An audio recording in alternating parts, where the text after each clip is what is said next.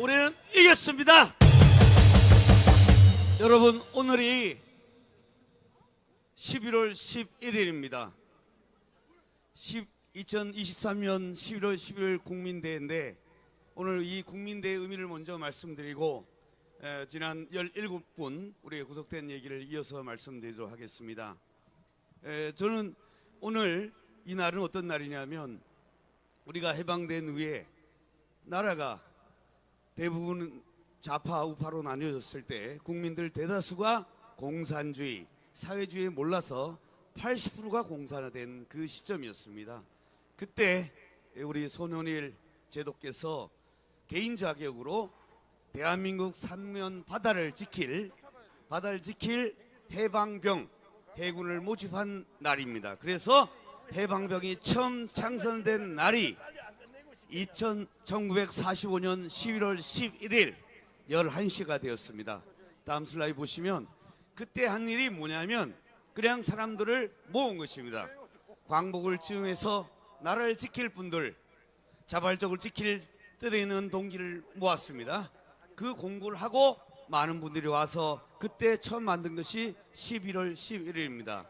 오늘 이 자리는 정관 목사님께서 똑같이 대한민국을 지키기 위해서 자유마을 조직과 천만 조직을 외치시고 그래서 오실 분들을 모으게 하셨고 그 자발적으로 오신 분들이 여러분 아닙니까?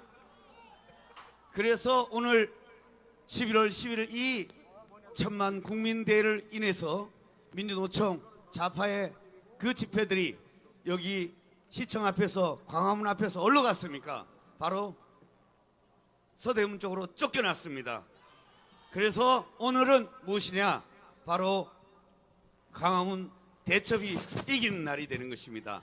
다음 보시면 이 감동적인 스토리가 있습니다. 그때 모았을 때 우리는 공격 무기가 없었어요.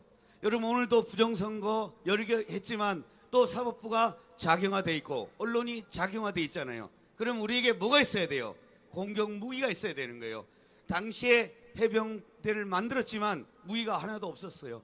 그때 우리도 배를 한 척 만들자. 이 바다를 지킬 배를 만들자 해서 모금을 합니다. 그래서 다음 슬라이드 보시면 슬라이드 넘겨주시면 좋겠습니다. 자발적으로 15,000달러를 모으고 정부에서 45,000을 모아서 단돈 6만 달러를 가지고 처음으로 중고배를 사옵니다. 그 배가 화이트헤드라는 이름을 갖고 있습니다. 하나님 뜻이 있어서 그 배를 영어로 번역하면 한국어로 번역하면 백도가 됩니다. 그래서 백두호가 되는 것입니다. 그래서 이 배를 준비했더니 결전의 날, 우리는 지금 내년 4월 10일 총선을 준비하고 있지 않습니까? 기적 같은 일이 벌어졌습니다. 1960년, 50년, 6.25 바로 전날 이 배가 도달했습니다. 그 배는 정말 중고인 한포 한 대, 그 다음에 중고 포탄 100발만 가지고 들어왔습니다. 그런데 이 배가 들어온 날 북한에서는 어떻게 했냐 넘겨보시면 김일성이는 소련제 탱크뿐만 아니라 다음 슬라이드 넘겨보시면 되겠습니다. 전쟁 준비를 해서 지금 좌파들이 조직적으로 부정선거나 여러 가지를 준비하고 있잖아요. 언론을 장악하고 사법부를 장악하고 모든 부를 장악한 것처럼 탱크를 다 준비했습니다. 다음 슬라이드 보시면 외교 정책 문서를 이제 공개되는데 그 문서를 봤더니 뭐가 나왔냐면 심지어 부산을 하기 위해서 다음 슬라이드 보시면 뭐가 있냐면 방어기뢰 200개를 가지고 어뢰정 열차를 그 당시 우리는 배가 하나도 없었어요. 그걸 가지고 북쪽에서 부산을 점령하기 위해서 은밀하게 내려오고 있었습니다. 근데 그때 이 손원일 제독이 만든 이 백도호가 미리 예비됐기 때문에 거기서 올라가다가 우연히 바닷가에서 이들을 만나게 됩니다. 그래서 그 배를 가지고 그 600명에 있는 북한 군인들, 북한의 간첩이죠. 그리고 200개의 방어기뢰, 어뢰정을 갖고 들어왔습니다. 그런데 그 해전에서 이 한 포를 가지고 싸워서 처음으로 이기게 됩니다. 만일에 이것이 없었으면 어떤 일이 벌어지냐? 바로 인천 상륙작전에 기반된 부산이 완전 점령이 됩니다. 후방이. 그리고 나서 유엔에 참정해도 들어올 수가 됩니다. 마찬가지로 여러분들이 오늘 마치 1950년 6.25 때 이 백도와 같이 자발적으로 모인 이 천만 조직, 우리 자유마을 통해서 여러분이 오늘 지켰기 때문에 오늘 주사파가 여기 이 자리를 하려다가 어떻겠습니까? 쫓겨났습니다. 그래서 오늘은 우리가 이 강원 대첩이라고 하겠습니다. 제가 이 얘기를 하면서 이 사법부 얘기를 하겠습니다. 다음 넘어가겠습니다. 쭉 넘어가면서 짧게 하겠습니다. 그래서 오늘 이게 뭐냐면 이 강원 대첩 의미는 하나님께서 정광훈 목사님께서 선지적인 예언을 가지고 미리 준비한 하나님의 비방한 비책이 되는 것입니다. 다음 보시면, 자, 여러분 언론을 많이 보고 많이 놀라셨을 것이고 그 내용이 뭔지 언론에서는 아주 악의적으로 보도 나간 거 아시죠? 우리가 폭력을 행사하고 불법을 행사하고 됐는데 여러분 잘 보십시오.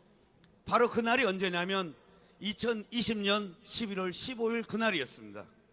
그날 여러분 잘 아시다시피 2020년 8월 15일 날은 어떻겠습니까? 광화문 광장에 여기에 모였을 때 여기에 광화문 참석한 모든 사람들이 코로나 질환지라고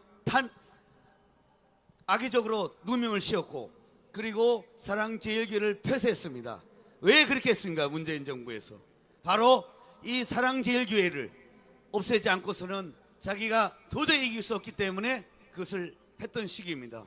그러고 나서 9월달에 정광훈 목사님을 감옥에 다시 재구속하게 됐습니다.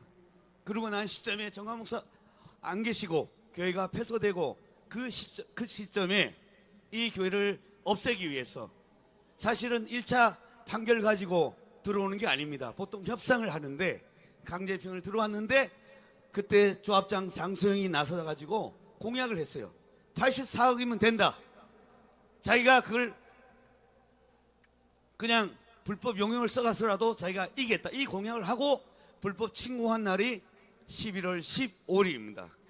다음 슬라이드 보시면 그날 근데 이 판결을 내린 우리가 실제적으로 이것은 누가 불법을 했냐면 용역들이 불법을 했습니다. 그래서 그것은 검찰의 항소 요소나 판결이 나오는데 거꾸로 뒤집어 쓰였습니다.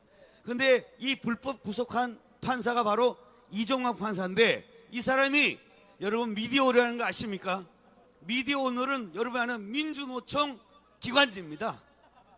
그 기관지에서 멋있는 판사라고 지목하는 사람이 어떤 사람입니까?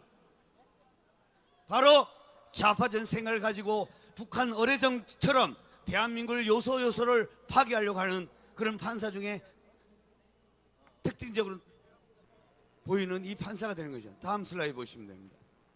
그래서 이 민주노총 이 미디어오늘이 바로 만들어진 게 1989년이고 반대로 정광훈 목사님이 전 한기총 대표장이 되는데 이 한기총이 설립된 해가 공교롭게도 1989년입니다. 바로 이게 영적 싸움에 대비된 것입니다.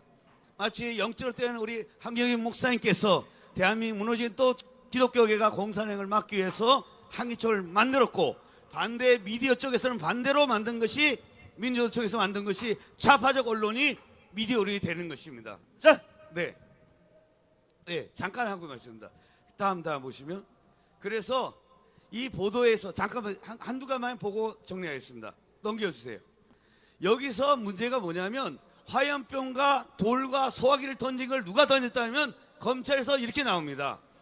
바로 용역들이 우리 성도들 안에서 화염병, 돌, 소화기를 던졌다고 얘기를 하고 있습니다. 그런데 그에 대해서 이 이종학 판사는 무죄에 대한 선고유예를 했습니다.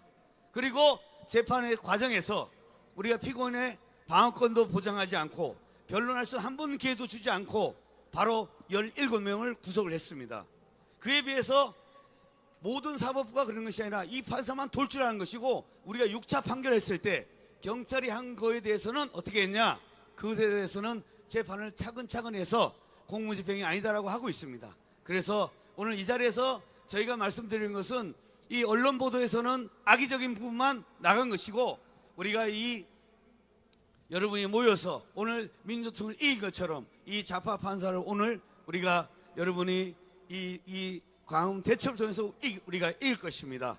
그래서 여러분 오늘 이 하신 걸 통해서 우리가 구속된 우리 목사님, 장로님, 우리 애국성들 석방될 것입니다. 우리가 마지막으로 구호를 외치고 제가 마치도록 하겠습니다. 네. 진짜 탄핵될 사람은 여러분 어제 우리가 이재명을 수사했던 그 검사를 탄핵했습니다. 진짜 탄핵할 사람은 바로 누구입니까? 이종광입니다. 그래서 같이 외치고 가겠습니다. 이종광을 탄핵하라! 애국 목사님 성도들을 석방하라! 우리는 이겼습니다.